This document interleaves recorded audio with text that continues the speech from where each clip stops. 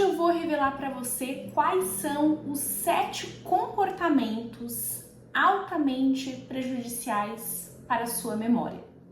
E o primeiro, que é, acredito que o campeão dessa lista, o mais importante e que causa um grande impacto na memória, é a privação de sono. Noites mal dormidas ou não dormir bem, sabe quando você deita, vira de um lado para o outro, você não consegue entrar no sono profundo, que impede um processo chamado sono REM, que em português é movimento rápido dos olhos.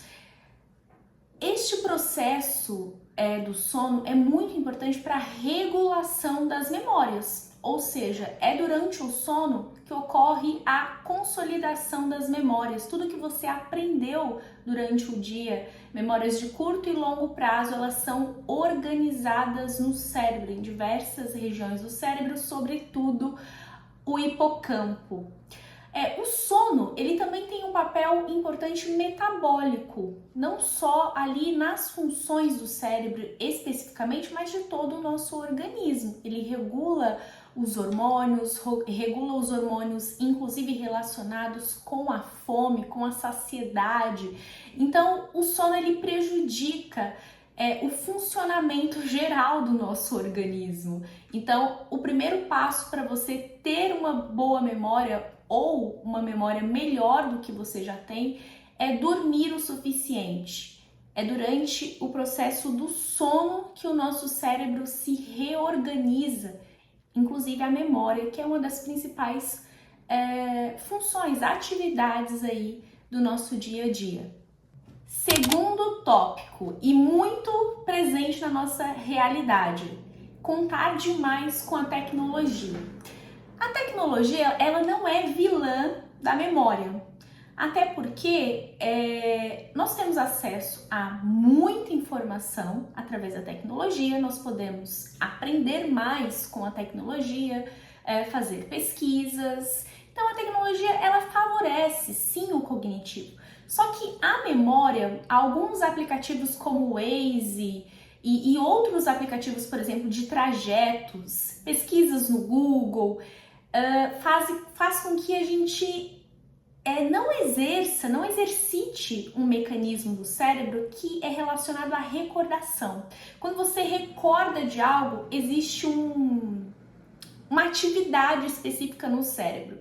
Então, como nós temos tudo à nossa mão e aplicativos que nos levam até o trajeto, você esqueceu de uma coisa, é só você ir no Google, digitar algumas palavras que aparecem ali para você, você não faz esse exercício, que é o exercício de recordar. Tem um estudo clássico com taxistas, eu vou colocar ele aqui na tela, eu posso colocar também na descrição o link para você acessar. É um estudo clássico da neurociências com os taxistas. Vocês lembram que antigamente não existia o Waze? Então os motoristas eles tinham que dirigir e gravar os trajetos na própria cabeça. O máximo que tinha era aquelas listas com o número do CEP, e através daquelas listas você tinha que se encontrar. Eu me lembrei que eu já encontrei uma dessas listas uma vez andando no carros de aplicativo. Era aquele motorista raiz, ele tinha 2 listas dessa atrás do carro. E não é coisa de velho, não. Realmente, lembrar dos trajetos, memorizar trajetos é muito bom para a memória. Os taxistas, inclusive, nesse estudo, eles apresentaram um maior desenvolvimento na região do hipocampo. Então, essas pessoas elas tinham uma habilidade da memória muito mais desenvolvida, porque elas conseguiam fazer conexões amplas no cérebro nessa questão de gravar trajetos durante o seu dia a dia, ou seja, elas exercitavam muito a memória. Não tinha aplicativo, portanto, o taxista ele precisava se organizar, se encontrar ali nos trajetos que ele fazia, de cidades, até estados diferentes. Olha só que interessante. Então, a tecnologia ela pode se tornar vilã nesse sentido, nos tornando, vamos dizer, preguiçosos para tentar fazer o esforço de lembrar de uma informação, de lembrar de um caminho e ficar meio que escravos dessas ferramentas. Me conta nos comentários, você consegue andar sem o Waze? Você faz esse esforço ou você é o tipo que já liga e conecta no Waze automaticamente? Coloca aqui nos comentários. O sedentarismo poderia estar entre os primeiros, ou o primeiro dessa lista? Eu não coloquei em ordem de importância, mas ele prejudica muito a memória. Os estudos evidenciam que a prática regular de atividade física, por exemplo, caminhadas, corridas, pelo menos 30 minutos, caminhada já é o suficiente, 30 minutos diariamente, produz no cérebro uma atividade chamada fator neurotrófico. O exercício físico produz uma enzima chamada BDNF. Ela é uma enzima neurotrófica muito importante para o funcionamento do cérebro, para o armazenamento e as conexões neuronais. Então, quando a pessoa pratica atividade física, ela fortalece essa enzima. Outro fator muito importante é que a falta de atividade física, ou seja, o sedentarismo, ele reduz a circulação sanguínea, o fluxo sanguíneo no cérebro, e isso é altamente prejudicial não só para a memória, mas para a cognição e toda a atividade do nosso corpo. O cérebro ele acaba sendo responsável pelo funcionamento, o sistema nervoso, pelo funcionamento de vários órgãos. Então, quando você está sedentário, o fluxo de atividade sanguínea no cérebro é diminuído e com isso afeta a sua memória e também a cognição. Sem contar que a atividade física, ou seja, tem uma importância na prevenção de diversas doenças. Aqui nós não estamos falando só de ansiedade, depressão também, mas nós estamos falando de doenças neurodegenerativas. A atividade física é capaz de formar no cérebro uma proteção contra doenças neurodegenerativas como Alzheimer, por exemplo. Então, praticar atividade física é uma maneira de você proteger o seu cérebro. O sedentarismo é uma maneira de você degradar o seu cérebro, principalmente a longo prazo, com maior risco de desenvolver doenças como Alzheimer, demência e outros problemas aí de saúde, que nós estamos falando agora também da parte vascular, cardiovascular e de todo o seu organismo. Abusar no consumo de bebida alcoólica é altamente prejudicial para o seu cérebro e para a memória. Eu vou te explicar por quê. Quando você abusa no consumo de álcool, e não só álcool, outras substâncias, outras drogas que alteram drasticamente o limiar de atividade neuronal, de neurotransmissores no cérebro, você prejudica o funcionamento do hipocampo, que é uma região fundamental para o armazenamento da memória.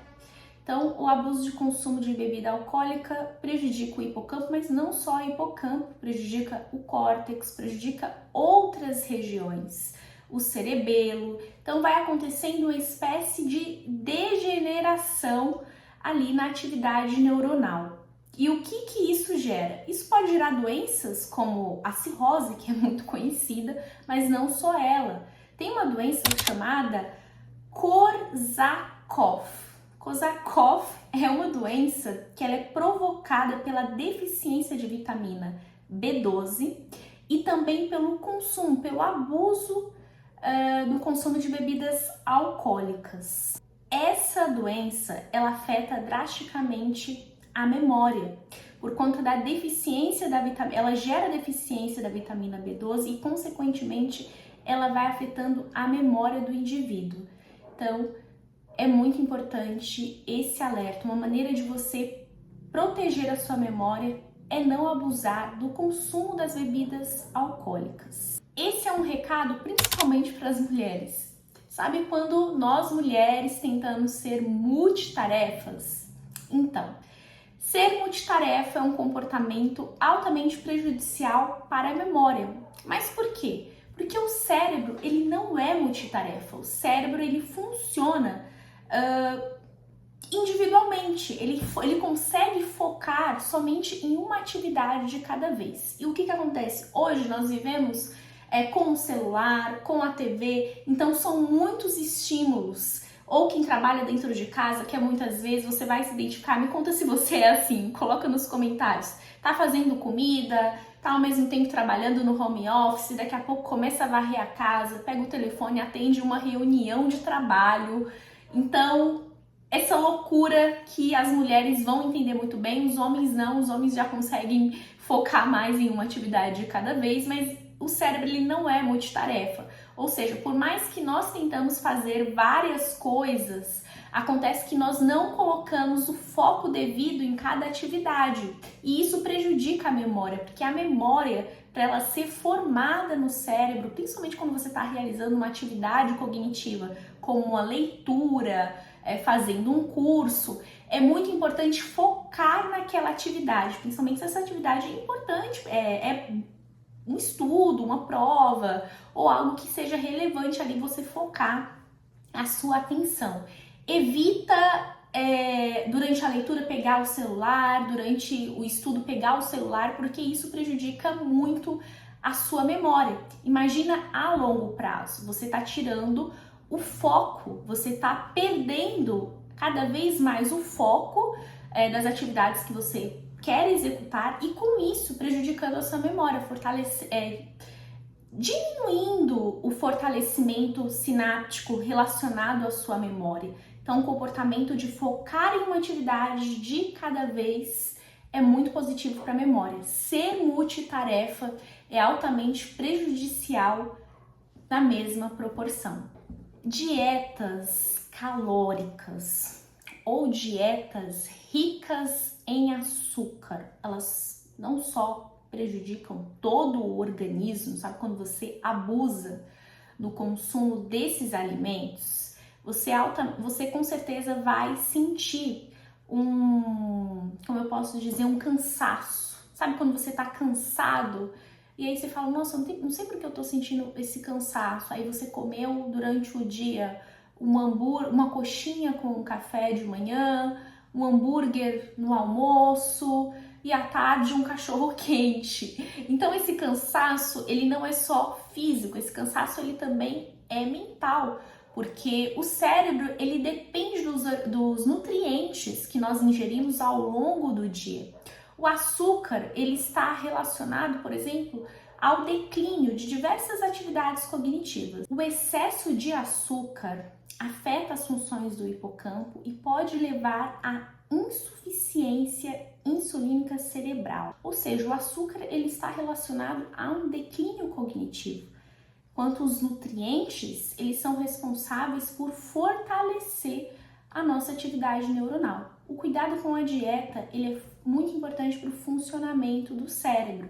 Então, você comer proteínas, você comer uma quantidade equilibrada de carboidratos que também fornecem energia para o nosso corpo. As proteínas, alimentos ricos em gorduras boas, ômega 3, é muito bom para o cérebro, porque o nosso cérebro, a proteção do nosso cérebro é uma capinha, adivinha do que? Lipídica.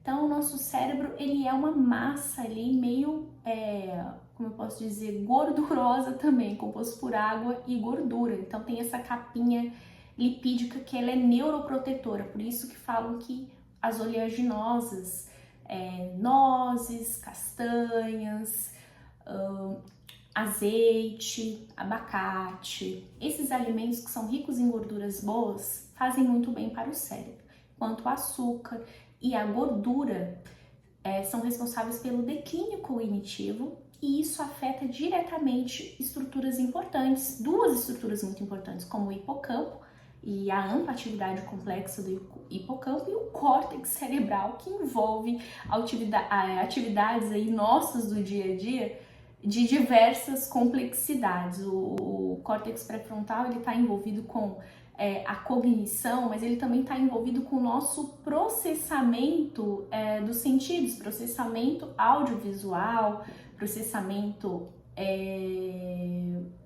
geral aí dos nossos sentidos. Toda atenção à dieta se você quer proteger a sua memória.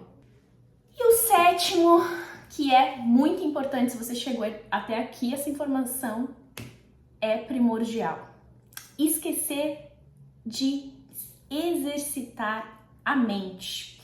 E o que é isso? Sabe quando nós deixamos a leitura de lado? Porque hoje o que acontece? É obrigatório, se você quiser ser um leitor de verdade, você reservar no seu dia, nas horas que você possui, 1 hora para a leitura.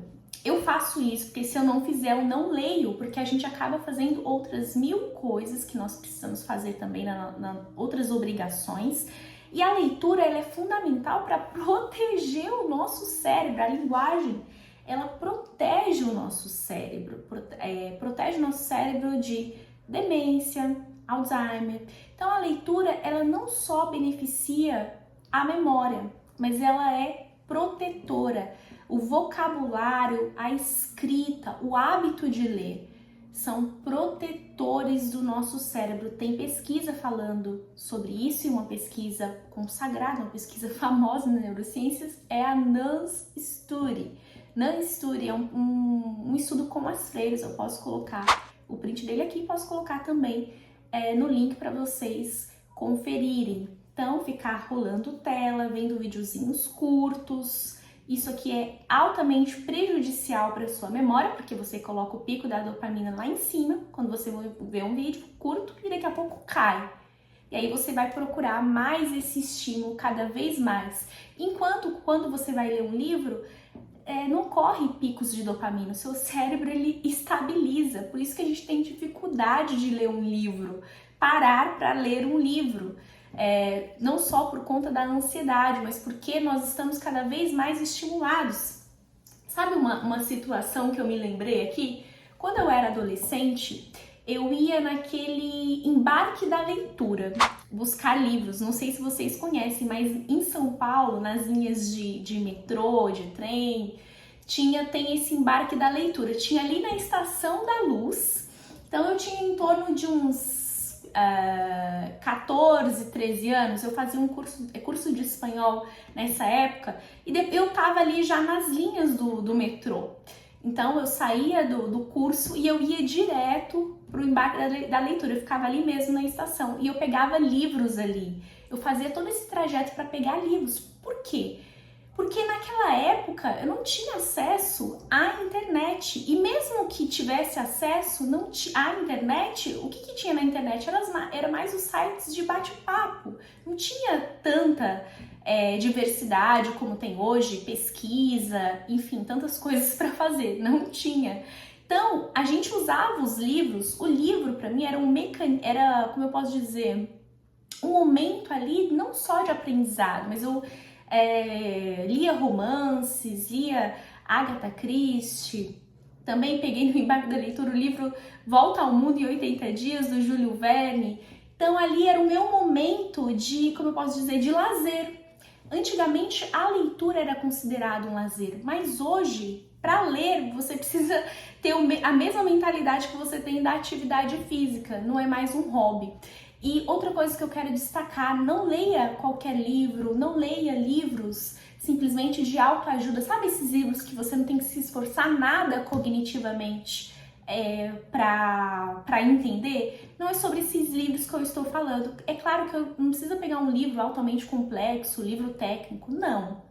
É um livro que tenha reflexões, um livro que pode ser um livro de autores de neurociências, eu menciono vários na minha página do Instagram, Neurociência Acessível, me segue lá. Pode ser um livro de neurociências, pode ser um livro de filosofia, um livro interessante de teologia, tá? São Tomás de Aquino, Agostinho. Então, opte por livros clássicos e livros que te façam pensar. Mas é claro que você pode, se você nunca lê, não tem esse hábito, comece pelos mais fáceis, né? E vai, como eu posso dizer, começa pelos romances, Agatha Christie não, Jane Austen, né? Vai lendo esses romances mais tranquilos, as histórias, vai se envolvendo nessas histórias, e depois você vai avançando para livros que vão te fazer refletir e te fazer pensar. E são ricos também. O vocabulário desses livros é muito rico. Então, vai enriquecer o seu vocabulário. Tudo isso é importante para o nosso cérebro. Vocabulário, leitura, que estabiliza o limiar ali da atividade, faz com que você adquira conhecimento, faz com que você fortaleça a sua memória, protege contra doenças neurodegenerativas. Olha só quantos benefícios. Então, tá no último da lista, mas poderia estar no primeiro, é muito importante. Um grande desafio para a humanidade atualmente é sentar e ler um livro, principalmente um livro clássico. As pessoas estão lendo muito autoajuda, e autoajuda, embora seja uma leitura, não é um livro que vai atuar no seu desenvolvimento cognitivo, porque são livros muito superficiais, tanto na abordagem como na linguagem, ok? Eu espero que essas dicas sejam úteis para você aplicar no seu dia a dia. Me conta aqui qual é o hábito que você tem para proteger a sua memória, ou se você já pratica um desses aqui que eu mencionei. Até mais!